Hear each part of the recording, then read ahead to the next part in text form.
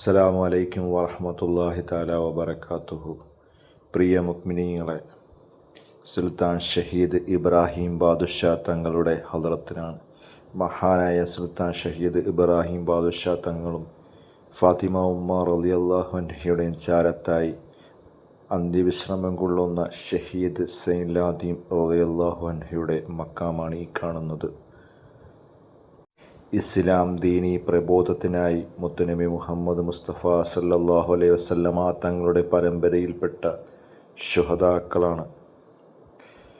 ദീനീ പ്രബോധനം നടത്താൻ വേണ്ടി സൗത്ത് ഇന്ത്യയിൽ എത്തിച്ചേർന്ന പാണ്ഡ്യന്മാരുമായി ഇസ്ലാം പ്രബോധനം നടത്തുകയും രക്തസാക്ഷി വഹിച്ചവരുമാകുന്നു. ഡോക്ടർമാർ പോലും കൈവിട്ട ബുദ്ധിമുട്ടുകൾ, ശാരീരികമായും മാനസികമായുമുള്ള ബുദ്ധിമുട്ടുകൾ സുൽത്താൻ ഷഹീദ് ഇബ്രാഹിം ബാദുഷാ തങ്ങളും തങ്ങളുടെ ഹദ്റത്തിൽ വന്നതിന് ശേഷം നിരവധി പേർക്ക് ശിഫ കിട്ടുകയും അതിനുശേഷം തിരിച്ച് നാട്ടിൽ പോയി ജോലിയെടുക്കാൻ പറ്റുകയും ചെയ്യുന്ന എത്രയോ പേരിന്നുമുണ്ട്. അൽഹംദുലില്ലാഹ്, അനുഭവിച്ചറിഞ്ഞാൽ തന്നെയാണ് അതിൻ്റെ സത്യം മനസ്സിലാവുക.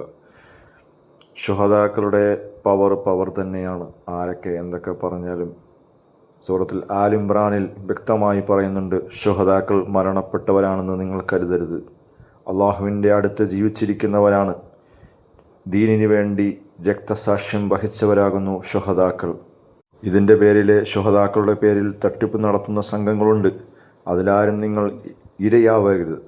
പ്രത്യേകം ശ്രദ്ധിക്കുക. ആ തട്ടിപ്പിനിരയായാൽ ഇവിടെ മറവട്ട് കിടക്കുന്ന ശുഹദാക്കൾ അല്ലെങ്കിൽ അവരെ കുറ്റം പറഞ്ഞിട്ടോ ഒരു കാര്യവുമില്ല. ഇവിടെ വന്നു കഴിഞ്ഞാൽ അവരുടെ പേരിൽ യാസീനോ ഖുർആനോ ഫാത്തിഹയോ ഓതി അവർക്ക് വേണ്ടി ഹദിയ ചെയ്യുക. അതാണ് ഏറ്റവും മഹത്വം. അതാണ് അവർക്കിഷ്ടം. കേരളക്കരയിലുള്ള, കർണാടകയിലുള്ള, തമിഴ്നാട്ടിലുള്ളവർ ആണ് കൂടുതലായി ഇവിടെ സിയാറത്തിന് എത്തുന്നത്.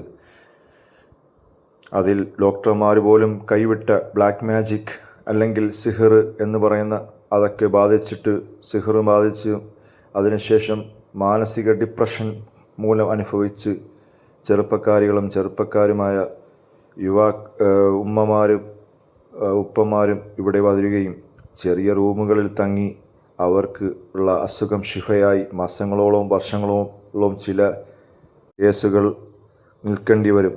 അത് അള്ളാഹുവിൻ്റെ കലാ പ്രകാരമാണ്. എല്ലാം എത്തുന്നതും അള്ളാഹുവിൻ്റെ കലയാണ്. ഇൻഷാ അല്ലാഹ്, ഏതായാലും ഇരിക്കട്ടെ. ശുഹദാക്കളുടെ ബറക്കത്ത് കൊണ്ട് അള്ളാഹു സുബ്ഹാനഹു തആല നമ്മളെ എല്ലാ ബുദ്ധിമുട്ടും മാറ്റി തരുമാറാകട്ടെ.